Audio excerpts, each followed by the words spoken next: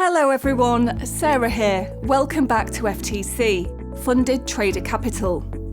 Today we're continuing with how to help you become a funded trader with FTC. We're going to talk about the maximum daily loss. We will be explaining how much you should not lose in order for you to pass your evaluation challenge. Phase 1, Demo Stage.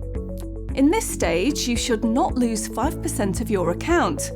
You need to keep your maximum daily loss to 5% and your maximum overall loss to 8% for 10 minimum days. Phase 2, Verification. Once you've successfully completed Phase 1, for Phase 2, you maintain the same consistency rules as in Phase 1. Phase 3, Get Funded. Once you've successfully completed Phase 2, in this stage, you'll receive 80% of the profits you generate with weekly payouts.